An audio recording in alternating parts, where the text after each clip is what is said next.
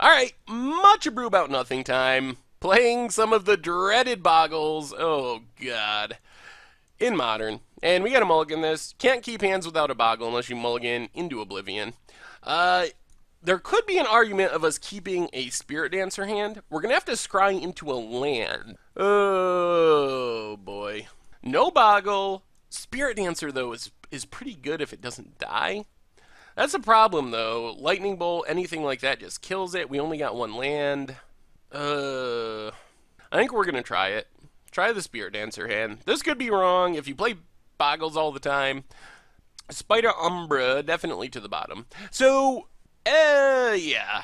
The thing I don't like about Bogles is it only does one thing every time. There's not really much play to the deck. Like, yeah, you can learn how to sequence better and stuff. So it's not like you can't be good at Bogles, but it does one thing. You try to mulligan into a hexproof creature, hope that you don't mulligan too much, and slam Umbras on it. Oh boy, and we are up against Living End. Seems like probably one of the worst matchups for this deck, because it's one of the few decks that has a really good out to what we're doing. We're getting close to the discard to hand size point. Our plan of mulliganing and scrying into a land did not work.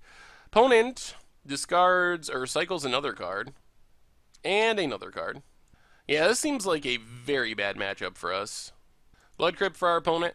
Untap down to 18. Well, I guess we should have went to 5. I mean, Bogles does mulligan a lot. That is the Bogles deck. Hardcast, Simian Spirit Guide.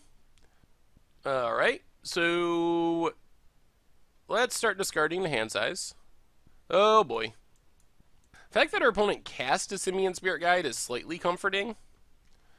Because I don't know why you cast that if you're just going to Living End. Okay.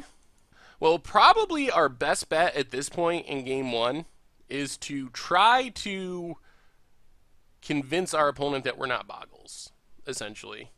Bounding Crossus. I am a bit confused as to what our opponent's doing. This is like the Living End twin deck with Kiki.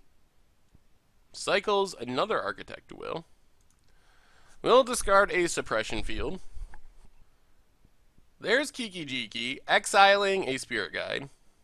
So we need to path Kiki in response to this activation. Our opponent does get a Crossus, so we're taking a lot here. I don't even know if it's worth showing our opponent what we're on if we do draw a land. So we're down to 10. Opponent loses a token. Dryad Arbor, probably the worst land we could have drawn. Because we can't actually tap it for mana. Oh, man. Oh, when this deck runs bad, it runs really bad. Opponent gets another land. Gets in with both. Puts us down to 5. And passes. We draw Ethereal Armor. Well, I guess our only real play is... we'll try it. I don't have any faith in the comeback, but I think it's still worth trying. So, Slippery Boggle, Ethereal Armor, pass the turn. We're dead to Bounding Crossus, dead to Kiki, dead to Cascade into Living End. So, we are dead to a lot of things our opponent could potentially do. Opponent attacks with both, so we just block this Simian Spirit Guide. Drop to 2. So basically, we're just hoping our opponent's on stone nothing. That's our only real hope here. There's Demonic Dread, so that gets a Living End, gets back all our opponent's creatures, kills all our creatures, and that be the game. Oh, lordy. So Rest in Peace comes in, Ethersworn Canonist comes in, and I guess Path to Exile comes in. Go down, Suppression Field. Once again, not looking very good. And yeah, let's try it like that. I mean, basically, our opponent's got 2 combos. They can combo with Living End, which we have to be aware of and fight against, because that beats us. So that's why we have Rest in Peace and Ethersworn Canonist. They can also just win with Kiki going infinite, which is why we need the extra paths. So luckily, our 3 suppression fields are seeming pretty bad in general. All right, we're on the play. And no Boggle. We have a Path, we have a Hyena Umbra, and a Daybreak Coronet. So this hand we'd be going Dryad Arbor. I think we got a mulligan. Well, this hand is about as good as it gets. We don't have a Path, and we need a land, but we got a Boggle, we got Rankers. We'll keep the land. Okay. This hand could give us a shot. We're weak to Kiki. Maybe we can just be fast enough that it won't matter. So turn 1, Temple Garden, untapped, and Slippery Boggle. Pass the turn. Then turn 2, we can double Ranker. And then turn 3, Rest in Peace. Opponent passes. So let's play the Forest. Ranker our Slippery Boggle. Ranker our Slippery Boggle. Oh, Boggles. Get in for 5. So this is a pretty fast clock. We attack for 5 on turn 2, put our opponent to 15. There's the first cycling. Copperline Gorge for our opponent. And passes. Well, let's get in with Slippery Boggle. Opponent has Deceiver Exarch. Interesting. Off of a Simian Spirit Guide to make the mana. So turn 2 Deceiver Exarch. Taps down our White Source, which is pretty annoying. And I guess we just got to pass. Yikes. That's kind of scary and very random. Was not expecting that on turn 2. Maybe we should have attacked there, but then we don't have any threat for this turn. Opponent cracks Delta.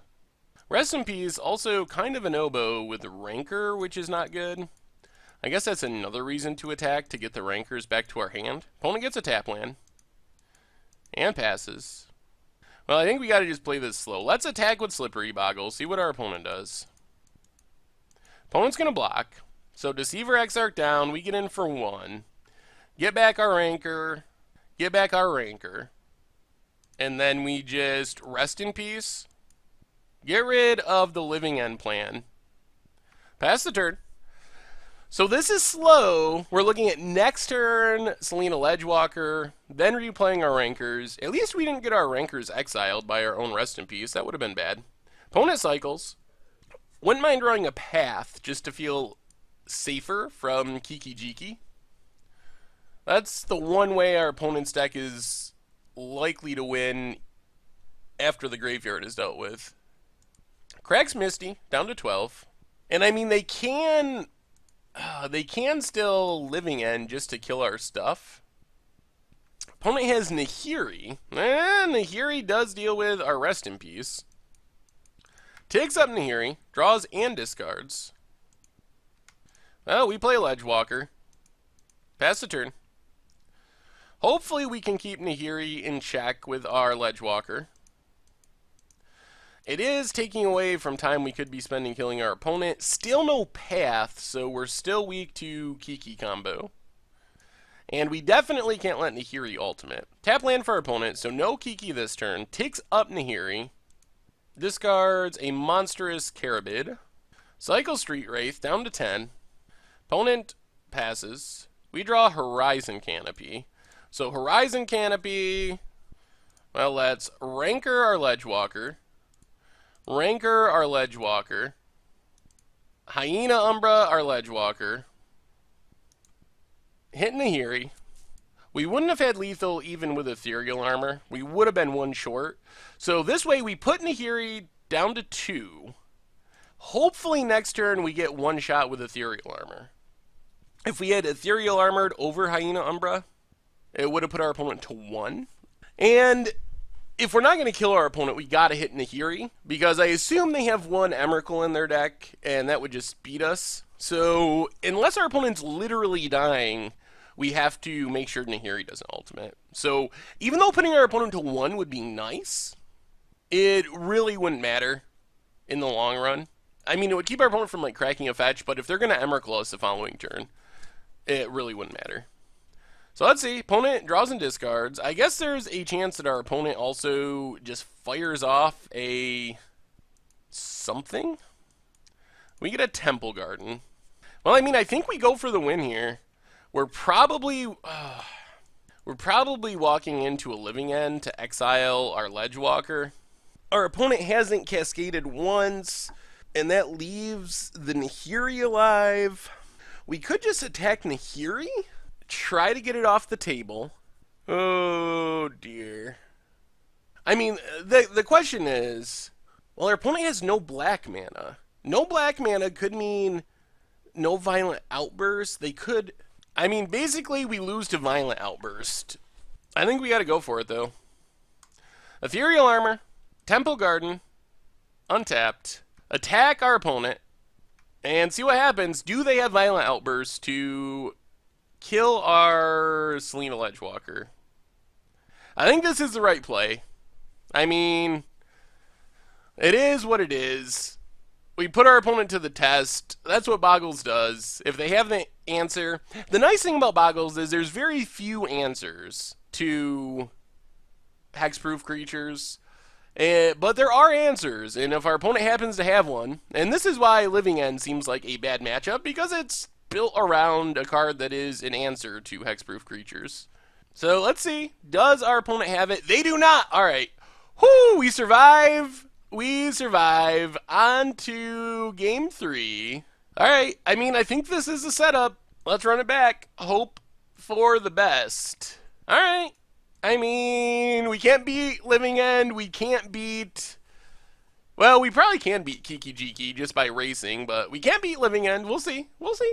This end, we got a Boggle. We got things to put on it. So that's all you can hope for in this deck. So is it good enough? We will find out shortly. Polluted Delta, crack. Opponent down to 19. So, I mean, we're going to be able to make this Boggle huge quickly. Opponent's down to 17. Ooh, there's a rest in peace, too. That's helpful. Well, let's Slippery Boggle. Pass the turn. Opponent cycles. Architect of Will. What's our opponent do? Steam Vents. Trying to decide if they go tapped or untapped. Go tapped. No, Razor Verge Thicket. Let's just rest in peace. Take that plan off the table. Get in with Slippery Boggle.